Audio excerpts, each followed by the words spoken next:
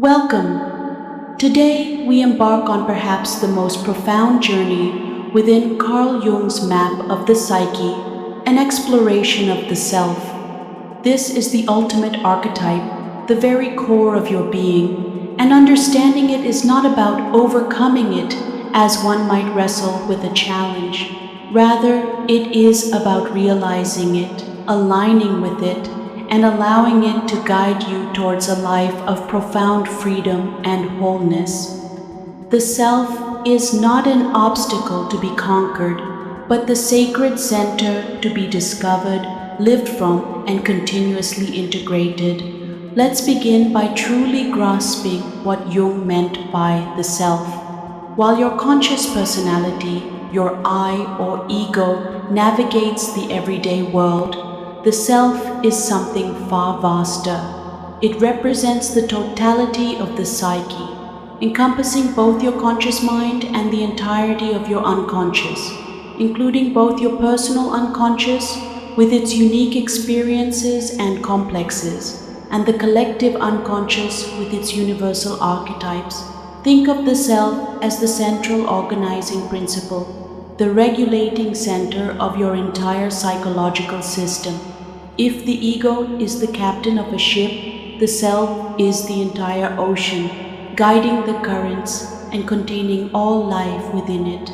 It's the innate blueprint for wholeness, the striving for complete psychological integration, and the very essence of human potential. Jung often described the self through powerful symbols that recur across cultures and throughout history, serving as intuitive messages from this deep psychic core. The mandala, a circular design representing totality, balance, and unity, was a primary symbol for the self in his work. Other manifestations include the divine child, representing inherent potential, new beginnings, and vulnerability. The wise old man or woman embodying ultimate wisdom, spiritual guidance, and profound insight. The king or queen, symbolizing the integrated sovereign self ruling its inner kingdom. Or the cosmic tree and great mother, representing growth, connection to nature, and the union of opposites. These symbols emerge spontaneously in dreams, myths, religious iconography, and even active imagination, acting as potent reminders from the self, urging us toward completeness and the realization of our unique destiny. Unlike the ego, which develops through interaction with the external world and strives for control and adaptation, the self is primordial. It is present from birth, an inherent regulating principle that encompasses and precedes the ego. It represents the deeper purpose, the unique destiny woven into the fabric of your being. While the ego is focused on conscious identity and managing daily reality, the self is focused on ultimate psychological wholeness and the unfolding of one's unique potential across the lifespan. The lifelong journey towards realizing the self is what Jung termed individuation. The relationship between the ego and the self is pivotal. In early life, the ego is still emerging, often undifferentiated from the unconscious. The individual exists in a state of primal unity, where the budding ego is closely intertwined with the self. As the child grows and interacts with the world, the ego develops a sense of I, distinguishing itself from others and from the vastness of the unconscious. This ego development is a necessary and crucial step for navigating conscious reality and establishing personal identity. However, a healthy ego eventually learns that it is not the sole master of the personality. Instead, it must enter into a conscious dialogue with the self, allowing itself to be guided by this deeper, wiser center. Problems arise when the ego becomes inflated, believing itself to be the entirety of the personality, or when it becomes rigidly isolated from the unconscious. When the ego loses connection with the self, it can lead to one-sided development, a sense of fragmentation, neurosis, meaninglessness, and a pervasive feeling of being lost or unfulfilled. The realization of the self is precisely the process where the ego aligns with its true center, acknowledging its own partiality and opening itself to the unifying, guiding influence of the whole. This ego-self axis becomes the healthy foundation of a well-integrated psyche. The profound influence of the self extends to every aspect of an individual's life, shaping their experiences and motivations, whether consciously recognized or not. It is the inherent drive towards psychological health and completeness. When one is aligned with the self, life feels purposeful, authentic, and harmonious. When disconnected, symptoms of imbalance and distress often arise.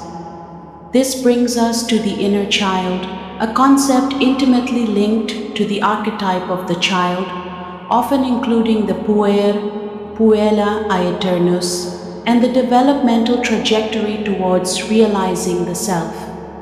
The inner child represents the original, unspoiled, and vulnerable essence of our being, carrying the imprints of our earliest experiences, our innate potential, and our capacity for wonder, spontaneity, and new beginnings.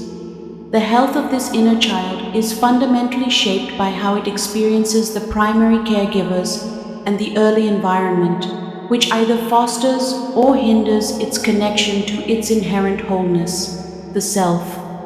At birth, the psyche exists in a state of primal totality, an undifferentiated unity where the ego is not yet distinct from the self. The infant is pure potential, instinctively guided by archetypal patterns. As the child grows, the ego begins its crucial process of emergence and differentiation, developing a sense of I in response to external reality, parental figures, and the demands of its environment. This development is absolutely necessary for the child to establish a separate identity and navigate the outer world. However, this necessary process of separation from the original wholeness can also be a significant source of wounding for the inner child. The inner child becomes wounded when the ego's development occurs in an environment that fails to adequately reflect, validate, protect, or nurture its emerging self. This often happens due to the unintegrated shadows or unresolved issues of primary caregivers, leading to what we might call wounded mother or wounded father complexes, as we've discussed. For instance, if a child receives only conditional acceptance, being loved or valued only for conforming to parental expectations or for achieving, their authentic self, connected to the self, is implicitly suppressed. The inner child learns that parts of itself are unacceptable or unlovable. Similarly, experiences of emotional neglect, consistent criticism, or various forms of abuse leave the inner child feeling unseen, unworthy, unsafe, or deeply hurt. This leads to psychological fragmentation and a profound disconnection from its inherent wholeness. A child whose autonomy is stifled or whose identity is overly merged with a parent struggles to develop a distinct, healthy ego that can relate effectively to its inner world and to the self. When the inner child is wounded, its natural connection to the self is impaired, often severely. The ego, instead of growing in harmonious relationship with the self, develops defensively. It constructs protective mechanisms such as a rigid persona, a strong personal unconscious filled with repressed material, or various complexes, all designed to cope with a perceived hostile or unsupportive environment. This defensive ego structure leads to fragmentation. the psyche becomes fragmented, with significant parts of the authentic self being repressed into the personal unconscious. The inner child carries these unintegrated emotional residues, persistent feelings of fear, shame, inadequacy, anger, abandonment, or deep sadness. Ego inflation, or an inferiority complex, to compensate for deep-seated feelings of unworthiness stemming from the wounded inner child, the ego might become inflated, desperately seeking external validation, power, or control. Conversely, it might develop a pervasive inferiority complex, constantly doubting its own capabilities and feeling small. Both extremes are signs of an ego profoundly disconnected from the secure, grounded center of the self. Loss of meaning and purpose. The self is the ultimate source of inherent meaning and direction. When the inner child's connection to the self is severed, the adult may experience a chronic sense of emptiness, a lack of intrinsic motivation, or an inability to find deep, personal meaning in life, despite external achievements or social success. Difficulty with wholeness. The inherent drive towards psychological wholeness, orchestrated by the self, is thwarted. The individual struggles to integrate opposing forces within themselves, e.g., strength and vulnerability, light and shadow, reason and emotion, leading to persistent inner conflict and a pervasive feeling of being incomplete or off. The wounded inner child, therefore, represents the accumulated pain, unmet needs, and unprocessed experiences that keep the ego from fully aligning with the self. Healing the inner child is not just about comforting past wounds or reparenting, it's a vital, foundational step in re-establishing the ego's healthy relationship with the self, allowing the individual to move towards greater psychological integration, authenticity, and profound fulfillment. The degree to which an individual is connected to or disconnected from the self profoundly impacts their life choices. These choices are often not conscious, logical decisions made with clear intent. More often, they are guided or misguided by the unconscious dynamics operating beneath the surface, particularly the state of the inner child, the ego's strength and its relationship with the self.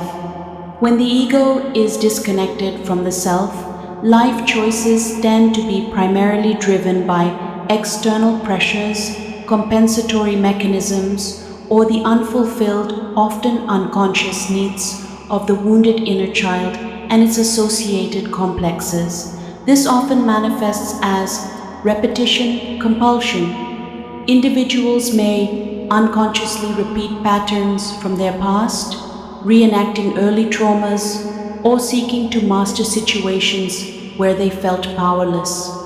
This might involve consistently choosing partners who mirror wounded parental figures, or repeatedly finding oneself in disempowering work environments where old dynamics play out. These choices are driven by the unintegrated aspects of the inner child, yearning for resolution but leading to cyclical suffering. Persona-driven choices. Decisions are made based on what is socially acceptable, what will gain external approval, or what fits a carefully constructed public image, rather than what genuinely resonates with the individual's inner truth. This can lead to unfulfilling careers, superficial relationships, and a persistent feeling of inauthenticity as the ego, overly identified with the persona, prioritizes external validation over inner guidance from the self. Compensatory behaviors. Choices are made to overcompensate for perceived deficiencies or unhealed past wounds. This might involve a relentless pursuit of external success to overcome feelings of inadequacy, an obsessive need for control to compensate for early chaos or powerlessness, or a consistent avoidance of intimacy. to protect against potential abandonment or hurt. These choices are not driven by true desire, but by an unconscious need to fill a void or protect a vulnerable ego. Fear-based decisions. A wounded inner child carries deep-seated fears of rejection, failure, judgment, or abandonment. These fears can unconsciously dictate choices, leading to an avoidance of necessary risks, missed opportunities for growth and self-expression, or remaining trapped in unhealthy situations out of a perceived lack of alternatives or courage. Lack of direction or purpose. Without the guiding influence of the self, which provides inherent meaning and a sense of unique destiny, an individual may drift through life, making choices that lack coherence, deep personal significance, or a sense of inner direction. This can manifest as frequent changes in careers, relationships, or life goals, always searching for something elusive but never finding true satisfaction. Projection in relationships. Disowned aspects of the self, such as the shadow or the unintegrated animus, are often unconsciously projected onto others. This distorts perceptions, leading to problematic relationship choices, where individuals are chosen based on an unconscious need to complete oneself through them, or where internal conflicts are externalized and played out with others. When choices are primarily made from this place of disconnection and unconscious drive, life often feels meaningless, empty, or unfulfilling despite outward appearances of success or stability. You might experience persistent neuroses, chronic anxiety, depression, inexplicable sadness, or a pervasive sense of being stuck. Jung saw these symptoms not as pathologies to be simply eradicated, but as vital, urgent messages from the self. They are the psyche's way of signaling that something is out of alignment, that the conscious ego has strayed too far from its deeper, guiding center, and that it's time for an inward turn. The dissatisfaction, the longing, the spiritual yearning, these are the subtle nudges, sometimes even forceful shoves from the self, urging you to look inward and embark on the transformative journey of individuation. The experience of synchronicity, meaningful coincidences that defy logical explanation, can also be understood as subtle communications from the self, guiding us or affirming our path. Now, let's address the crucial point again: how to realize and align with the self so you can live a life of freedom. As established, the self is not something to be overcome in the sense of destruction or defeat. It is the very essence of wholeness, the innate drive towards completeness, and the journey is one of integration, discovery, and conscious alignment, not conquest. This profound path is called individuation. Individuation is the lifelong psychological process by which an individual becomes a differentiated, unique, and whole person. It is the conscious integration of all aspects of the personality, conscious and unconscious, light and dark, masculine and feminine, rational and intuitive, into a unified whole, orchestrated and guided by the self. It's not about becoming perfect in a moral sense, but about becoming psychologically complete and true to your unique essence. This process fundamentally shifts the center of gravity of the personality from the ego, the I, to the self, the totality. The pathway to realizing the self and living a life of genuine freedom involves several interconnected Jungian-informed steps, each contributing to the integration of the psyche. Firstly, becoming conscious, the encounter with the unconscious. This is the initial and most crucial step, as individuation cannot occur without an active relationship between the conscious ego and the unconscious. It involves deep self-reflection and introspection, developing a keen and honest awareness of your habitual thoughts, feelings, behaviors, and recurring patterns, especially those that cause distress or seem irrational. Ask courageous questions. What truly drives these unconscious reactions? What parts of myself feel alienated, suppressed, or unexpressed? Dream analysis. Jung considered dreams the royal road to the unconscious. Dreams offer symbolic messages directly from the self, revealing complexes, archetypal influences, and the current state of the psyche's drive towards wholeness. Consistent engagement with dream material through journaling and interpretation helps the ego understand its broader context and receive vital guidance from the deeper layers of the self. Active imagination. This powerful technique involves consciously engaging with images, figures, or emotions that emerge spontaneously from the unconscious, e.g., from a dream image, a strong feeling, or an intuitive impulse. By entering into a dialogue with these inner figures, whether they are archetypes, personified complexes, or aspects of the wounded inner child, individuals can access the energies of the unconscious, facilitate their integration, and receive direct insights and guidance from the broader self. This is a dynamic way for the ego to interact with the entirety of the psyche. Therapy with a Jungian analyst. For many, working with a trained Jungian analyst provides an invaluable, safe, and contained space for this arduous journey. The analyst acts as a skilled guide, helping the individual navigate the complexities of the unconscious, interpret symbolic material, identify and explore complexes, and foster a healthy, conscious relationship between the ego and the self. The therapeutic relationship itself often becomes a living laboratory where unconscious projections are worked through and new, healthier patterns of relating emerge. Secondly, confronting and integrating the shadow. This is a fundamental and often challenging step in individuating towards the self.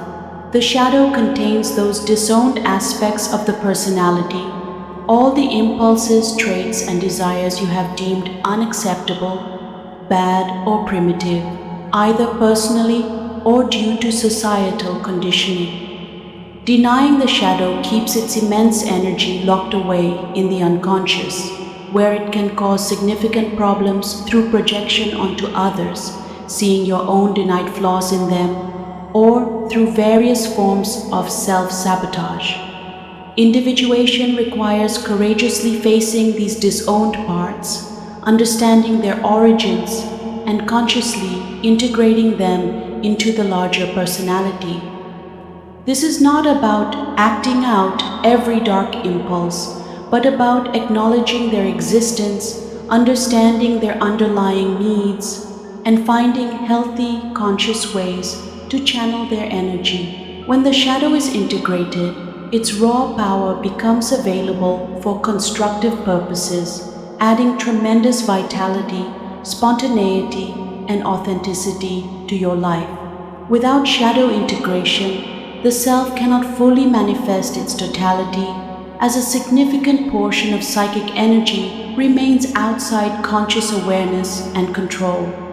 Thirdly, integrating the anima and animus, contrasexual archetypes.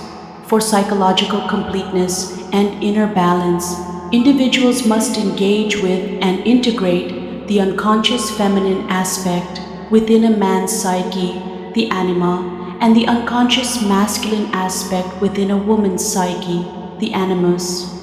Understanding inner polarity. This involves recognizing how these inner figures influence your thoughts, feelings, dreams, and crucially, your relationships with others. Developing opposite qualities. For men, integrating the anima might mean cultivating deeper emotional intelligence, intuition, empathy, and relational skills, qualities often suppressed by rigid societal masculine norms.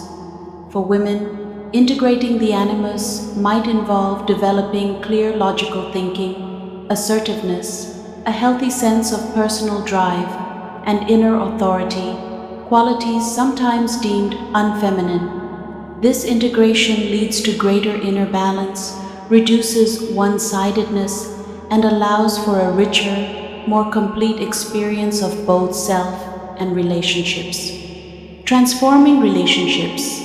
By integrating these contrasexual aspects, individuals reduce the tendency to project their unacknowledged inner opposite onto partners or others. This allows for relating to others of the opposite sex from a more whole and less projected place, leading to deeper, more authentic connections that are not burdened by unconscious expectations. Beyond these core archetypes, individuation also involves engaging with and integrating complexes, such as the wounded mother and father complexes we've explored. These complexes, formed from early painful experiences and archetypal patterns, operate like splinter psyches, often autonomously, interfering with the ego's connection to the self. Through conscious exploration, dream analysis, and active imagination, these complexes can be brought to light, their roots understood, and their power over your life diminished. This process allows the psychic energy locked within them to be reintegrated into the overall personality, freeing you from repetitive, unconscious patterns and opening up new possibilities for conscious choice. Living a symbolic life is also a vital aspect of realizing the self. Jung believed that the modern world has largely lost its connection to symbolic meaning, which is crucial for nourishing the psyche and connecting to the transpersonal realm. Engaging with symbols through dreams, actively pursuing creative expression, art, music, writing, dance, participating in meaningful rituals, personal or communal, and finding deeper archetypal meaning in everyday life connects you directly to the collective unconscious and facilitates a profound dialogue with the self. This doesn't necessarily mean grand esoteric gestures, but perhaps a conscious appreciation of nature's cycles, a personal ritual for setting intentions, or simply engaging deeply in hobbies that tap into your unconscious creativity and intuition. Finally, the path to individuation often entails suffering and crisis. Jung believed that significant suffering, whether it's a deep neurosis, a pervasive sense of meaninglessness, a major life crisis, or persistent emotional distress, can be the very catalyst that initiates and propels the individuation process. These moments of profound difficulty force the ego to surrender its illusions of control and turn inward, seeking a deeper source of meaning and guidance beyond its conscious capabilities. It is often in these dark nights of the soul that the self reveals itself most powerfully, offering a new orientation, a breakthrough insight, and renewed vitality, leading to a profound transformation. When you genuinely begin to realize and align with the self, it leads to a profound sense of psychological freedom and authenticity. You are no longer solely driven by unconscious complexes, external expectations, or the desperate need to compensate for perceived deficiencies. Instead, your life choices become increasingly expressions of a deeper, authentic purpose. The individual gains an inner compass, navigating life's challenges with greater resilience, integrity, and a profound sense of inherent meaning. Relationships transform, no longer driven by unconscious projections, but by genuine connection between increasingly whole individuals. A life of freedom, in the Jungian sense, is not boundless license or the absence of all constraints. Rather, it is liberation from the unconscious compulsions and internal conflicts that bind us. It is the profound freedom to be truly one's self, to live in accordance with one's unique totality, to express one's inherent potential, and to contribute authentically to the world from a place of inner wholeness. It is a continuous unfolding process of becoming more conscious, integrating the disparate parts of the psyche and allowing the radiant wisdom and unifying force of the self to shine forth, guiding one's destiny from within. This is the profound promise of Jung's analytical psychology, a journey inward that ultimately leads to a life lived more fully, more meaningfully, and more completely in the world.